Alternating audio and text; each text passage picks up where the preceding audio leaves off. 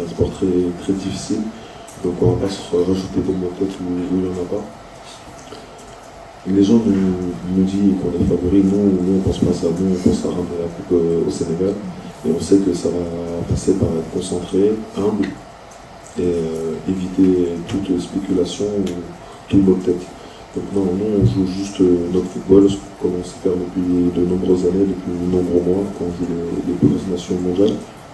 Mais ça reste encore, comme le coach a dit tout à l'heure, avec humilité, travail, concentré, rester sur nos forces.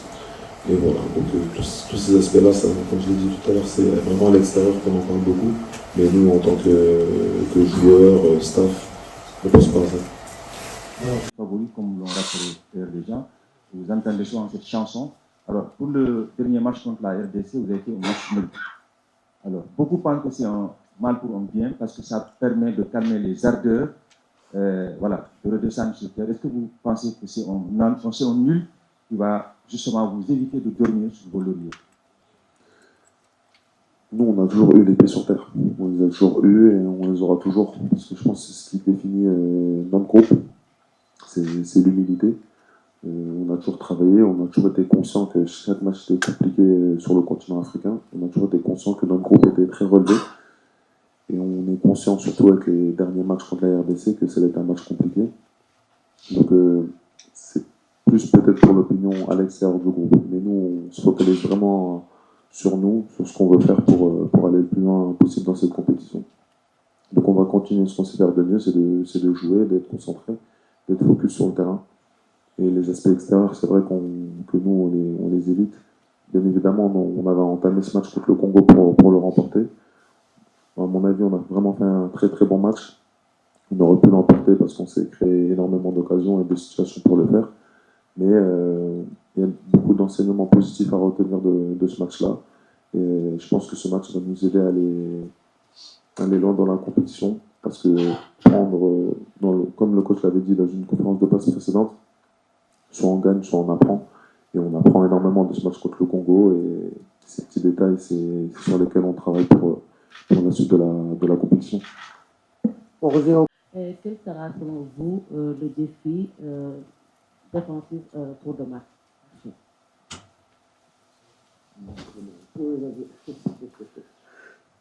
Le défi, ce défensif offensif, ce sera la même chose. Nous, en tant que défenseurs, on doit rester concentré pendant 90 minutes. C'est ça qui est très important. Parce que la plupart des matchs, on a la possession. Donc quand tu es défenseur et que tu as beaucoup la possession et que tu joues énormément dans le camp adverse, c'est souvent de la concentration pour justement annuler le plus rapidement possible ces contre-attaques. Mais je pense que le Bénin aussi, c'est jouer aussi. Ils savent jouer de derrière, ils savent construire. On a vu lors de leur premier match contre le Congo. Donc il y aura ces aspects, c'est sûr, sur les attaques rapides où il faudra faire attention, il faudra être vigilant. Mais il y aura aussi sur d'autres aspects, parce qu'ils peuvent nous mettre en difficulté aussi d'autres manières, sur coup de pied arrêté ou dans la construction. Nous, je répète encore une fois, mais ça sera de jouer notre jeu, d'être vigilant, d'être concentré et d'être rigoureux. Et je pense que si on met tous ces aspects-là, on gagnera demain. Avec le coach, aujourd'hui, demain, on fera face à une belle équipe du Bénin, qu'on connaît et qu'on respecte énormément. On a analysé un peu leur match. C'était un très beau match contre la RDC. Je ne sais pas s'ils méritaient forcément de perdre. Et ils ont gagné aussi face au Botswana. Donc s'ils sont là, c'est pas par hasard. Et on sait qu'ils vont essayer de tout faire pour nous mettre en difficulté. Et ce sera à nous de jouer à notre niveau et de remporter ce match. Pour savoir un peu ce qu'ils en pensaient, est-ce que ça compte pour vous que les anciens valident un nouveau joueur qui vient d'arriver? Oui, je pense que les joueurs sont très importants et surtout les cadres sont vraiment, je suis en phase avec, je discute beaucoup avec mes cadres. Je pense qu'Ibrahima est apprécié par tout le Sénégal.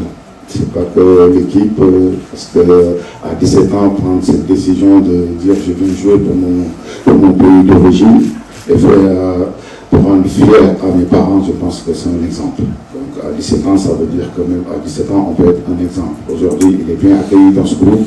Il trouve dans un groupe des gens, des patriotes qui montent la voie.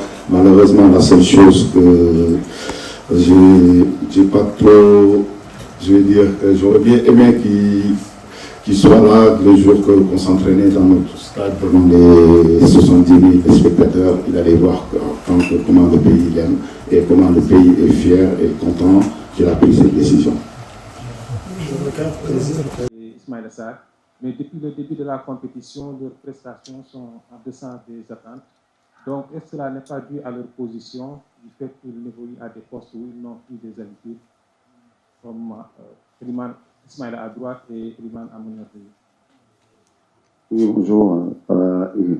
Iliman à droite, Iliman c'est un joueur intelligent, Ismaïla pareillement, donc je pense qu'ils peuvent jouer dans tous les postes au front de l'attaque. Et aussi, ils ont la liberté de permuter, eux tous. Donc, moi, dans la ligne d'attaque, ils ont cette liberté, c'est sûr. Ben, après, si vous dites que c'est vrai que Ismaïla, on pouvait attendre, si vous dites qu'il n'a pas été à la hauteur, c'est sûr que Ismaïla, qu'on connaît ces derniers temps, on n'a pas encore vu. Espérons qu'on va le retrouver le plus rapidement possible, parce que c'est quelqu'un qui investit dans le collectif, qui se donne à fond. Malheureusement, il n'a pas encore la réussite et nous, on est là pour l'accompagner, pour l'aider avec Iliman. Espérons que ça peut se débloquer peut-être demain ou dans les autres matchs qui arrivent. Alors, à la qualification, si on termine deuxième, on héritera de l'Algérie ou bien quelque chose comme ça. Est-ce que l'effectif que le Sénégal a actuellement, on a le droit de se soucier à un tel adversaire? Merci. Bon, je pense que c'est une bonne question. Je pense que, comme vous le dites, depuis tout à l'heure, les questions arrivent en disant Sénégal, fait partie des favoris. Je pense qu'on est favoris, on ne doit pas se soucier de ce genre de choses. Donc nous, demain, on a un match important à jouer. C'est sûr, on veut prendre les 3 points. Après, on verra ce qui se passera là-bas.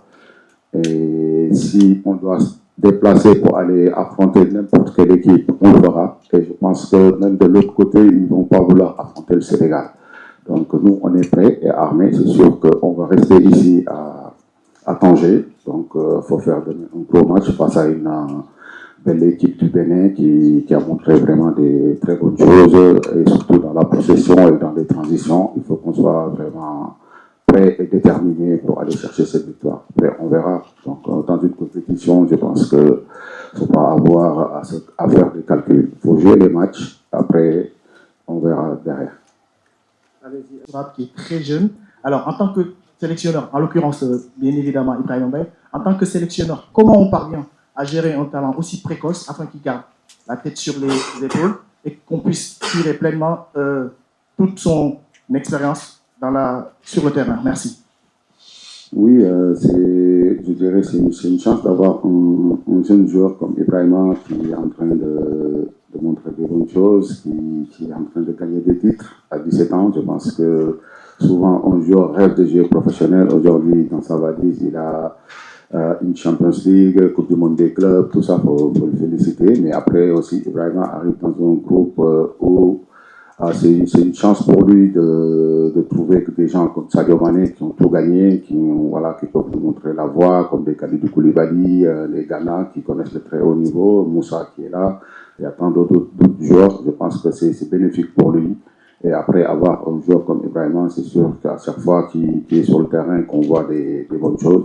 Maintenant, faut bien le couvrir et c'est un joyau, on le sait. Et on sait que ce qu'il peut apporter à cette équipe et nous, on fera tout pour le mettre bien et qu'il soit vraiment très bien. Après, c'est un joueur que je suis allé chercher, que j'ai vu le potentiel depuis très longtemps en League, que je suis parti le voir plusieurs fois jouer. Après, c'est un joueur qui a de l'humilité, qui arrive dans une famille vraiment bien éduquée. Et je pense que ça, c'est une chance pour un joueur.